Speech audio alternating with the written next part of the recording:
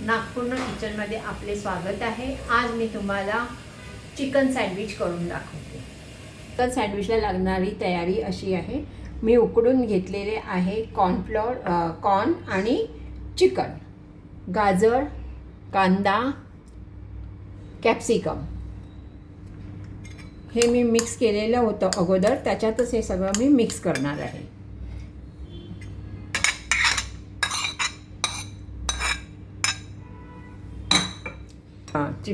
Chicken आणि corn टाकले। आता गाजर हे मी किसून घेतलेलं आहे, तुम्ही बारीक कापून सुद्धा घेऊ शकता।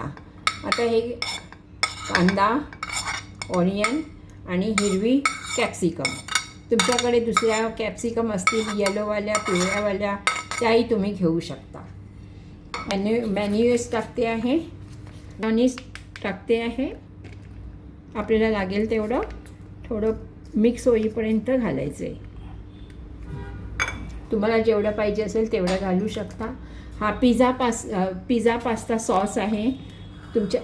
तुमच्याकडे टोमॅटो सॉस असला तरी तो चालू शकतो। आपल्या टेस्टसाठी पिझ्झा आणि पास्ता सॉस घेतला आहे मी। हे हर्ब्स लागेल तेवढंच घेणार आहे। ब्लॅक पेपर,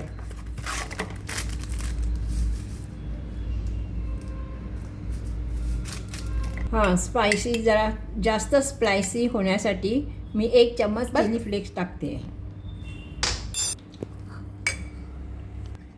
हे सगळं मिक्स करून घ्यायचं आहे। चांगलं मिक्स झालं का चवसुद्धा चांगली लागते। चवीसाठी मीठ घालते, तुम्हाला तुमच्या स्वादानुसार तुम्ही वापरू शकता। मीठ तयार झालेलं आहे, त्यामध्ये मी आता हे चीजसुद्धा मिक्स करून घेते, त्यामुळे सँडविचला चांगला टेस्ट येते। त्यासाठी मी बटर लावून घेते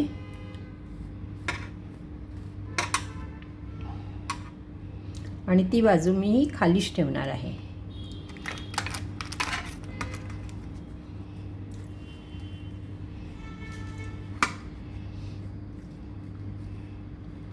अशा प्रकारे खाली ठेवायचे। बरं, बॅटर तयार झालेलं आहे। चिकन मका आता हे ह्याच्यावर ठेवते, बटरवर।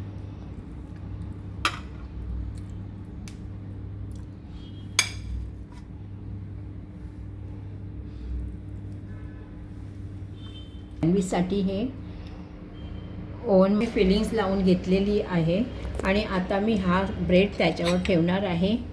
तो पण आणि ती बाजू वर ठेवायची आहे। सगळे लावून घ्यायचे। या प्रकारे सगळी बटरची बाजू वरच ठेवायची आहे। माझ्याकडे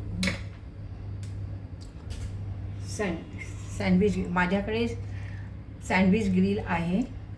आता मी हे माझे लावून होतो आहे। माझ्याकडे सँडविच मेकर आहे। आता ह्या सँडविच मेकरमध्ये मी आपले हे सँडविच ठेवते आहे। हे बेक करण्यासाठी मी सँडविच बेकरमध्ये ठेवले आहे। तुम्ही तव्यावर सुद्धा करू शकता किंवा ओव्हनमध्ये पण करू शकता, OTGमध्ये पण करू शकता।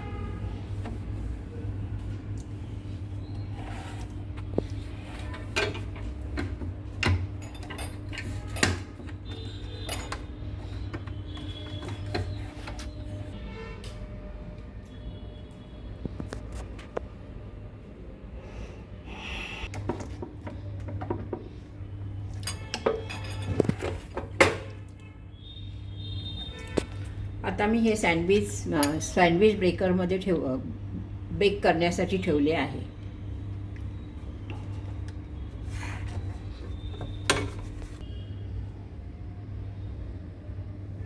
आता हे छानपैकी खरपूस भाजले गेले आहेत सँडविच मेकरमधून झाले आहेत। त्यातला मी एक कापून दाखवते।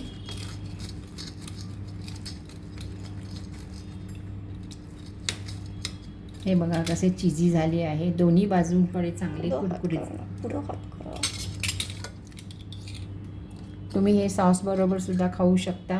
तुम्हाला जर आवडले असल्यास नक्की लाईक करा, शेअर करा आणि सबस्क्राईब पण करू शकता.